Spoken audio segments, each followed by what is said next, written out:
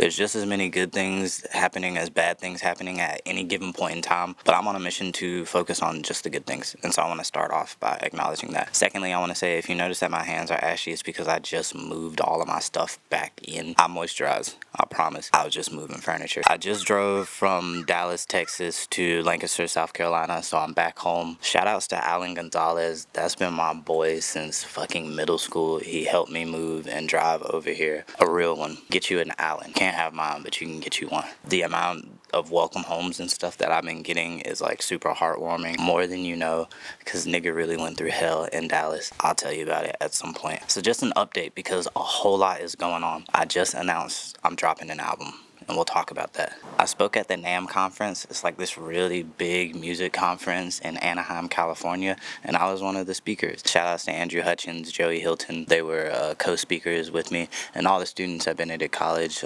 specifically the ones in the music industry department. I opened up for Method Man and Redman. Check out the Instagram and all of that stuff if you want to see snippets and clips and stuff like that from the Method Man and Redman show. Shout outs to Greg Sword and Quasi Brown and everybody that was mentioning my name in rooms that I wasn't in when deciding who should be on that opening lineup. I'm performing at South by Southwest on 2 different occasions, so shout outs to Making It Mag for giving me that opportunity. Also shout out to Boomman Sanders as well as Authentic Empire, Indie King, Rich Nick, everybody that's on the artist management lineup as well as the artist roster for that opportunity as well. I'm excited to rock with y'all boys. I went from not having shit going on in Dallas other than maintaining my sanity because of all that was going on. Once again, at some point, I'm gonna tell y'all all about that. But I've been in South Carolina less than a full day, and my plate has already like filled up. I'm back busy.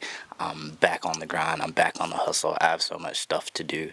It's crazy. I think that's one of the big indicators that lets me know that I'm back home and I'm where I should be. Of all the things that I have to do, all of them, most of them, if not all of them, are creative, and that feels awesome. Shout outs to me. I pulled myself out of a rough space, a really rough space. And then while pulling myself out of that, I got knocked back down to even darker space. And I pulled myself out of that too. So shout outs to me. Yeah, it lets me know that I am who I think I am. You know, I'm really that guy. All that empowerment and positivity and chase your dreams and muscle up and boss up shit I've been talking about and I be talking about to y'all. I really did that. I tripped along the way. I caved. I lost my sanity for a hot minute, you know what I mean? I bitched, I moaned, I cried about it, but at the end of the day, like, I rose to the occasion, you feel me? And throughout that whole process, I was making this album, and it's my best work yet. It's my best work yet, and it's my first work since losing all of my work. I'm like gesturing and exclamation marks, but talking in lowercase, and I just think that's real funny. Should we just talk about it right here? Should we just go ahead and talk about the crucible that I went through? Alright, so as y'all know, back in June, I lost all of my work. I dropped my hard drive, and all the information on it was unrecoverable, and it had all the stuff that I've been working on since I was 18.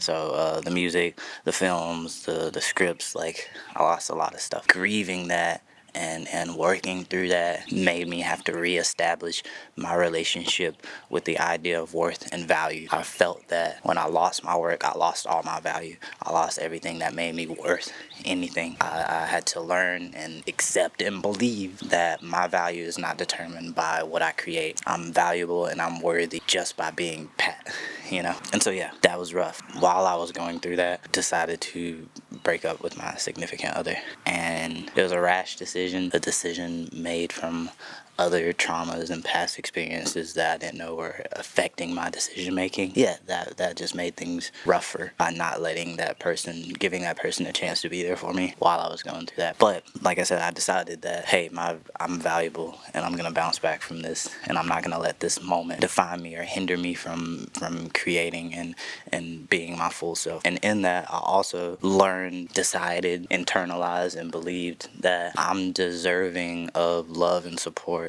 throughout the journey, and I don't have to have everything figured out to be deserving of love. And so when I came to that realization, I tried to return to that person, thinking that they'd be proud of me, that they would welcome me with open arms. Because whenever we split, that person understood that I was doing it for the right reasons and wanted me to heal and wanted me to go through that journey and come out better as a result. And so, like I said, I thought that person would be excited for me and proud of me. But instead, I was met with skepticism. That person felt used by me, and it took a while for me to realize that the reason that person felt that way was a result of their past traumas. Those things were being projected onto me, and so not having access to that person, access to the life that I wanted with that person, sent me back into a pit. And I found that out 2 days after I moved to Dallas for this job that I thought I wanted. At that point, I'm in the fetal position on the floor and had a mental breakdown, if we're being completely honest. Yeah, it was rough. I spent about 60 days in solitary confinement. I didn't reach out to anybody.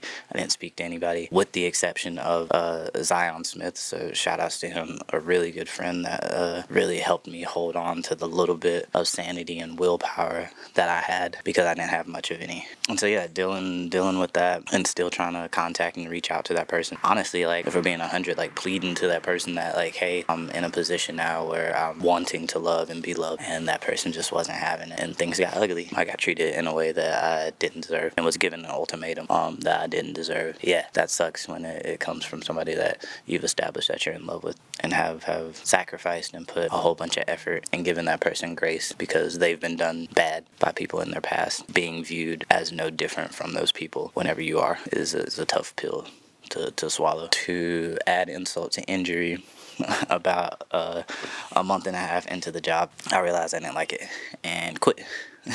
Which completely invalidated my decision to move to Dallas. I'm in Dallas by myself, just lost my significant other, just lost somebody that's really close to me as a result of deciding to have a significant other because maintaining our relationship would be inappropriate. Then I lose my job. I didn't lose it, but I quit. Lose my job in this thing that I thought was a great career opportunity. And then next is losing all of my money. Stranded in Dallas, I have to actually pull my 401k just to financially survive. And throughout this whole process, I'm creating this album that's some of my best work yet. I don't know if you know, but releasing an album is very expensive, and so this isn't the time to release an album at all. I spend the last dollars to my name getting back to South Carolina, so I'm back home right now, and honestly, like, I'm just overfilled with joy because I really feel like I did a bid. Like, I feel like I just came back home from prison or something like that, because I really felt like that. And this is no disrespect to the city of Dallas. Like, I really don't have an opinion on Dallas because, like I said, I was going through an extremely difficult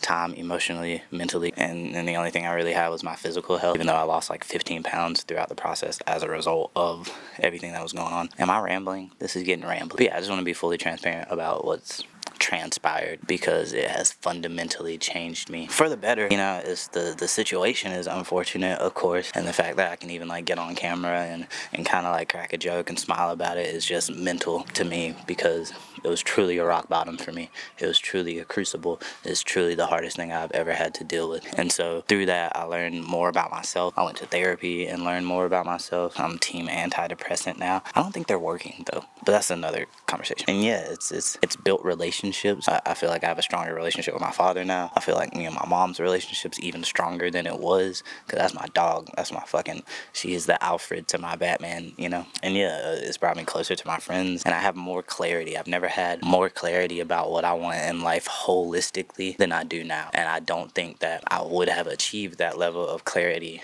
without having gone through that. So I felt jaded because I thought that the grass was greener and this was a good opportunity to go to Dallas and this relationship and all of these things. But I realized that I didn't go to Dallas for that job. I went to Dallas so that I could be completely removed from everything and develop this level of clarity. Because had the universe or God or whatever you want to call it spoke to me and said, hey, you have this option to have everything in your life fall apart, but it'll make you better for it, I wouldn't have volunteered for that shit. You know what I mean? If I had the option to go through everything that I've gone through in these past 6 months, man, I wouldn't have chose that. And so it had to happen. And it had to come in the form of something that I thought was a good opportunity to take advantage of. You know what I mean? So yeah, that's my whole little spiel. And it coincides with why this album is so important and why I'm so excited to put it out and give it to you, because it's really a testimony for me. I know it seemed rambly, but that's honestly the short version of everything that has gone on. Yeah.